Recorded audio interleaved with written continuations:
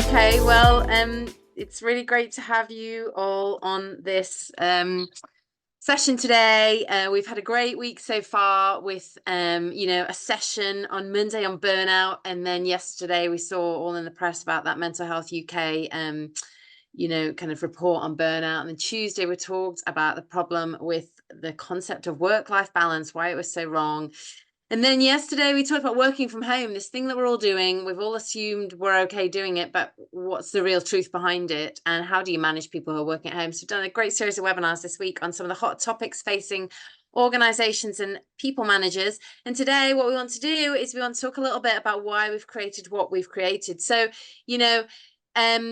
it's of no surprise to you for me to say that statistics around mental health are rising rapidly. They have been pre-pandemic, and there's been a significant sharp rise since the pandemic in young people across all age groups, really, but particularly young people and kind of people under 30. 50 working days lost each year, costing 138 billion just with people under 30. So we're struggling. We're all struggling. And the thing is, there's like 175% increase on mental health services, and we don't have the capacity. There just isn't the capacity to meet the demand of people. And sometimes it isn't necessarily that, it's pharmaceutical treatment that's required, or even counselling, although obviously I am a big advocate of counselling and therapy. It's that the individual themselves just doesn't have the tools, the skills to navigate life to the best of their ability, to respond the way they should, to think about things the way they should. We've got so many filters that have been passed down in terms of how we've been brought up, traumas that we've experienced. So what we've tried to do on Wellbeing is to meet a number of needs. One is to help people develop skills with a kind of gamification, multimodal learning tool to learn how to deal with anxiety, stress, to become more resilient, to face the fears. It has a space for gratitude, which we know is significant in mental health and well-being, and reflection. We just don't reflect enough. We're too busy looking at everyone else's lives instead of looking inside at our own. And then importantly, the third pillar, we've got the community of your organization, bringing people back into it in a, I suppose, an enjoyable, a more light-hearted way. It doesn't necessarily have to share all their woes and fears and worries. It's that it's that sense of community in the organization itself. Now, all of the things I'm talking to you about now with the product that we've created, which we launched last October, doesn't make any sense until you physically see it. And we really wanted to give individuals the opportunity. We've had a great response. We think it's we call it the Duolingo of mental health apps. So Dom is going to show you now how it looks. And of course, after the call, the session today, please get in touch to find out more or have a one-to-one with us. Fab, thank you very much, Nicola. I'm going to stop my video just because I'm dialing in on my phone today. So I'm conscious of bandwidth. So I'll stop that and start sharing my screen. So as Nicola mentioned, we launched On Wellbeing. Bear with me 1 second. Right, are you seeing that, Nicola? I am now, yeah. I was a little bit panicked. I can see my face Fabulous. in your phone, but I've gone now. That's good. Right, here we are. Yeah. I can see the app. We're ready to go. Yeah. Here we go. Yeah. So as Nicola mentioned, we launched On Wellbeing late last year. We launched in October, November time last year at an event called Mad World. We've been researching and developing the platform for over 18 months now. And it was built out the back of a successful disability support tool called Aspire, which supports about 15,000 disabled students all over the country at university. And we knew that there was a bit of a gap in the market for making sure employees were being supported with a slightly different view of mental health. And it's all around how we can teach employees how to build resilience and improve the well-being, and totally taking out that fear of judgment, which we know is a massive issue with the whole stigma around mental health, which is still around, and we all, I'm sure, can appreciate that. So as I say, we launched On Wellbeing, and we try and plug that gap. So we just thought it'd be good after this week's sessions, as Nicola mentioned, just to give you a bit of an overview of the platform, how it works, what it looks like, get some feedback, let us know if you've got any questions, and yeah, we'll look forward to catching up with you again. So here is the app. The app is downloadable in the App Store, and it's purchased by organisations for all employees. It's split into a few different sections. So we've got the dashboard here, which highlights some of the latest tools. So that's constantly being updated, and our content is constantly being added to, which keeps Nicola busy, as you can imagine. And then it just summarises on the homepage what are the different sections, which I'm going to go into in just a second. Before I do that, you'll see on the home screen there's our little logo in the bottom right hand corner, which is going to be changed in the next couple of weeks. But this is the on button, which is totally tailored to what the individual has got coming up at this moment in time. So I've got a presentation coming up, for example. Next step, and I'll then select what that's making me feel like. So it's making me feel fair. It's making me feel. Let's have a look. I'm just going to select a few different ones. What can we go with? Let's go with time pressure. We'll go with stress, and we'll go with anxious. We'll go with apply that, and then we'll next. And what that will then do is bring up a series of articles, videos that we know is going to help that individual with what they've selected. It's making them feel like. So we've got a range of different bits of content. I won't go into the areas of content because I'm going to be showing you that later, but it's just a great way of just taking the user to the different parts of the site based on what they're feeling like at that moment in time, because of a specific work situation they've got coming up. And that could be work, it could be personal. And that is totally tailored and supported for the individual. So that's how that works. We've then got the toolbox. So this section is to help the individual in the moment. Right now, I'm struggling with, or I want to improve my ability to deal with stress or whatever it might be. So in here, we've got a range of different sections. We've got workplace skills, exactly what it says on the tin. We've got a section on real life stories, and we've got the skill-based games. So this section is a great way to try and focus on the behavioural change, ensuring we're giving individuals the tools, and not just here's a load of content on self-esteem. It's asking them questions. It's an interactive game based on this one, self-esteem. It will ask them questions. We can do tasks based on self-esteem, and at the end, we'll give the individual points and tips on how to try and manage that a little bit better. And as you can see here, we've got a few different ones coming in the next probably week or so. The stress management one and the chasing happiness one, I believe, will be up in the next couple of weeks. No pressure, Nicola. We've then got tools for coping. So we've got stress hacks. Everyone, I'm sure, can relate to stress. Me at the moment, I'm just about to move house, so this is something that I can absolutely relate to. A little note around chronic stress. We've got trauma, and then we've got an article on personal growth. We've got a full series of visualization content. These have been done by a visualization specialist, all about how we can set goals, what are quick goals, and the importance of goal setting, I guess, and how to work back from that end goal, and what you need to do, I guess, to try and hit that end goal. So we've got your long goals, short goals, how we can try and build confidence, how we can look at endurance, resilient skills. As you can see, we've got tons and tons of different areas of support. So we've tried to make sure there's something in here for everyone. And then we've got the Wellbeing podcast, the On Wellbeing podcast that Nicola has done. Nicola sat down with a massive range of experts in the field. We've got behavioural scientists. So there's Dr. Heather McKee. She's a behavioural change specialist. We've got the anxious fireman. He calls himself there. Johnny Ward, who tells his story about how he struggled with anxiety and what he did to try and combat that. We've got Dr. Nicola Steinberg, what psychological safety looks like. As you can see, we've got tons and tons of different subjects around well-being, and we know that podcasts are a great way for people to hear about what might work for them, what might not work for them, I guess. And we've got, as I say, some real experts that people can listen to whenever they want.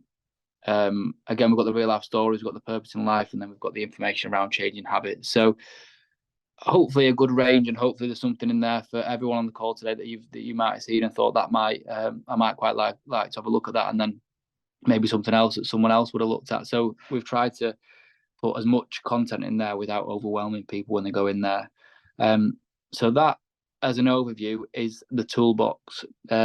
if anyone does have any questions, just feel free to put them in the chat box, and Nicola can put in whenever we've got any come in. So, as I say, that's an overview of the toolbox. We then move on to your space. This section is a space that the individual can pop in reflections, they can put in reminders, they can express what they're grateful for, and it is a great way for individuals to use as, I guess, a bit of a Pinterest board. So we've got the vision board sections, we've got images in there that are stored locally on my phone. So if my internet was working, it would show a picture of my dog and my little boy. And it could be anything, literally anything that the individual wanted to put in there. It could be photos of the family, it could be photos of a particular recipe they like, a park they like to go to, a beach they've been that they had a great time at, and literally a place they can come to just to look at those things that they've enjoyed doing in the last couple of years, 12 months, last week, or whatever it might be. And that can be obviously tailored and added to as and when they please. Same with what you're grateful for. So in here I can add an item, I can add a photo. So I'll put family, summary of the family went on nice walk to the park. Anything else I want to add in there, and then obviously we've got the ability to add the photos further down the page, and add that in there. So we just add the item, and then you would then see a list of the different things that you're grateful for. We know the benefits of expressing gratitude. I'm sure there's some experts that have far more experience than me when it comes to mental well-being and tools to try and support mental well-being. And we know journaling, expressing what they're grateful for, reflections, and obviously a space to create your own vision board. We know the benefits, we know the science behind it, and that's why we've added this section to the platform. All of the content, as I mentioned briefly when I first clicked into this section, is stored locally on the individual's phone. I guess the importance of pointing that out now is when individuals are putting up photos, we want them to feel safe about doing that. It's not going to the boss. The boss isn't going to see the photos that they're putting up there. It is totally private. Whatever the individual puts in here is stored locally on the phone. It doesn't go to our servers. It doesn't go to the employer's servers. It is totally private to the individual's phone. So I just thought that is worth pointing out while I'm in this section. The next section we've got is the community section. So this is a really unique part of On Wellbeing, and what this allows organisations to do is bring the whole organisation together. The real benefit of that is when you're working in an organisation with multiple offices, maybe multiple offices globally.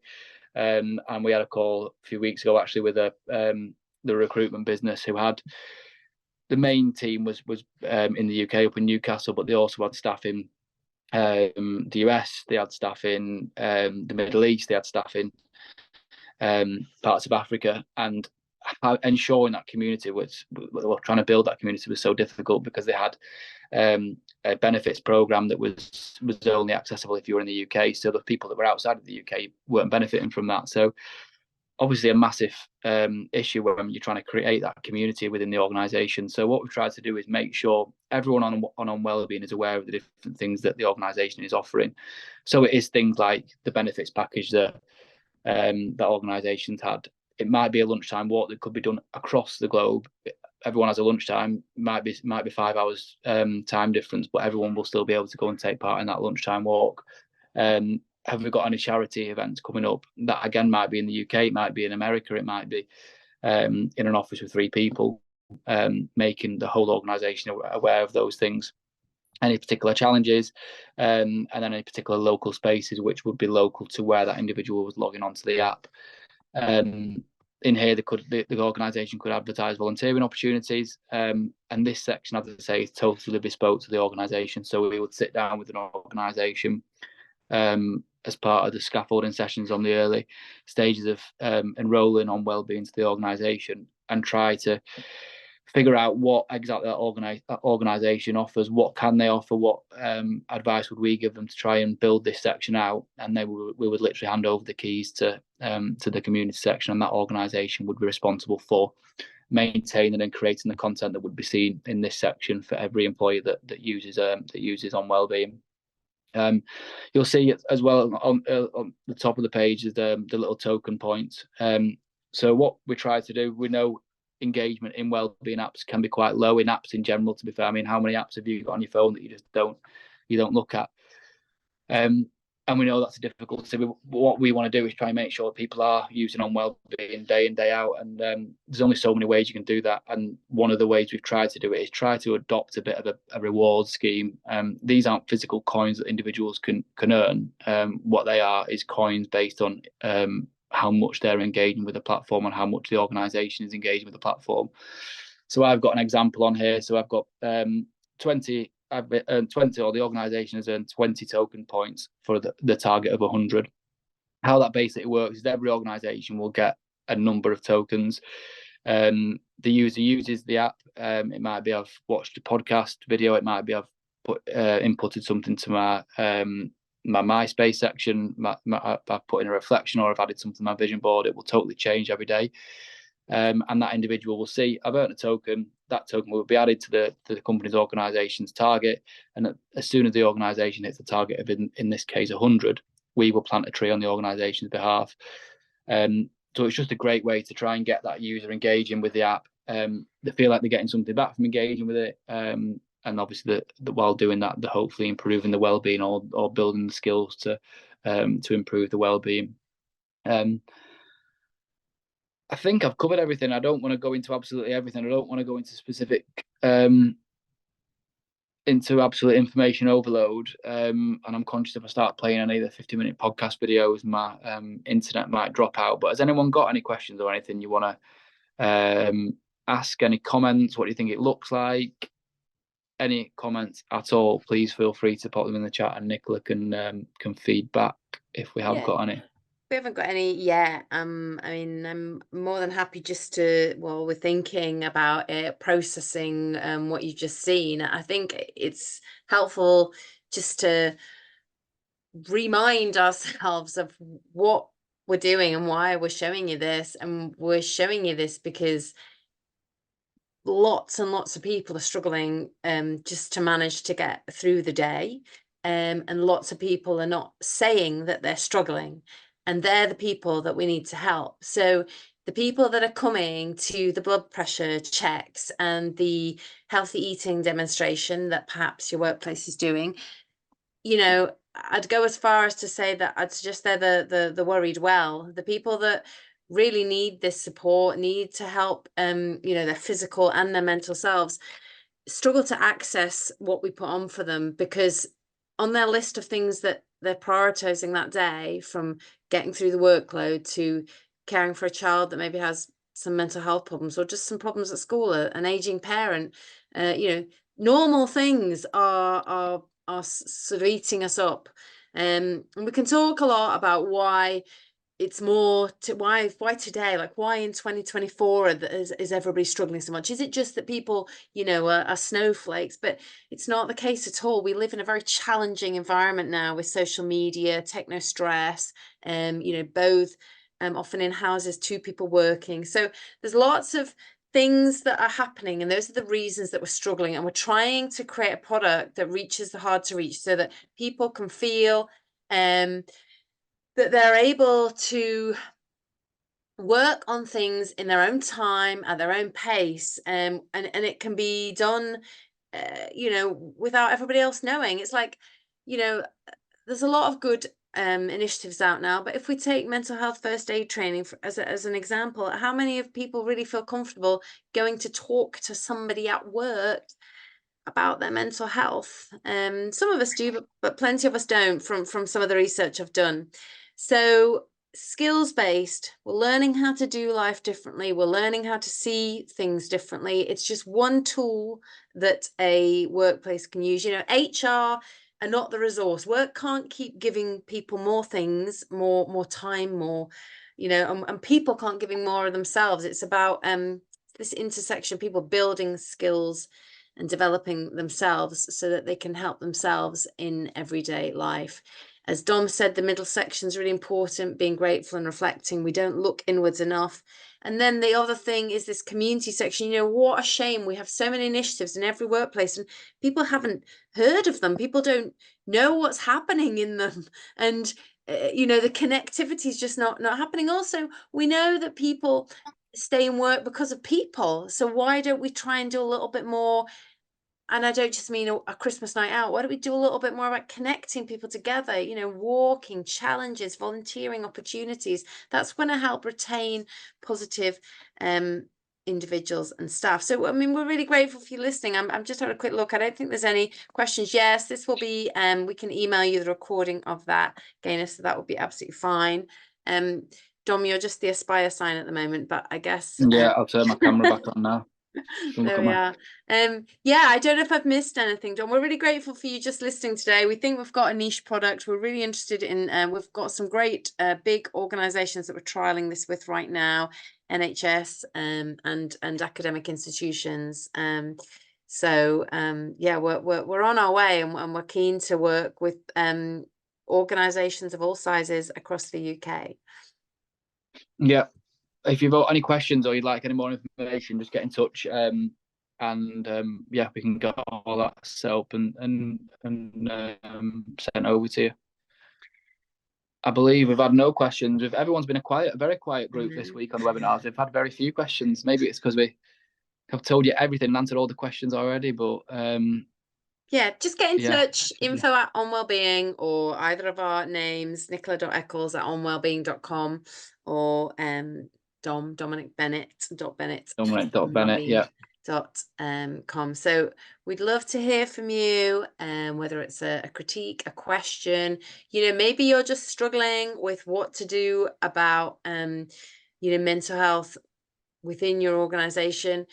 Just to say, we don't look at physical health. The reason I don't look at physical health is because I've worked in this field for a long time, and I know one thing, and that is that until we have people feeling better about themselves, physical health changes never last. So we've got to work on mental health, self-worth, how we feel about ourselves, and then the sustained changes come to lifestyles and behaviors. Out of interest of everyone on the call today, and there's not a huge amount of people, but has anyone within your organisation, do you offer a digital health app like On Wellbeing at the moment? And if anyone feels happy to share that information, it'd be good to know what your organisation offers. If you feel comfortable sharing, please feel free to do so in the Q&A or the chat. There are obviously some competitors, but they're quite niche in terms of meditation or other things that they might offer. I think what we're trying to do is offer, as I said, skills. Nobody's wanting to tell us. Nobody's telling us.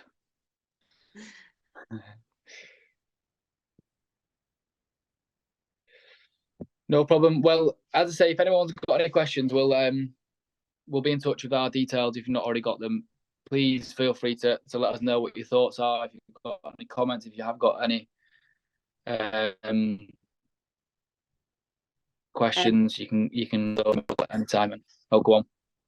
I'm just cutting you because your bandwidth's going. Dom's saying everybody, his internet's been cut off, but he's still like a stalwart here, working, trying to go.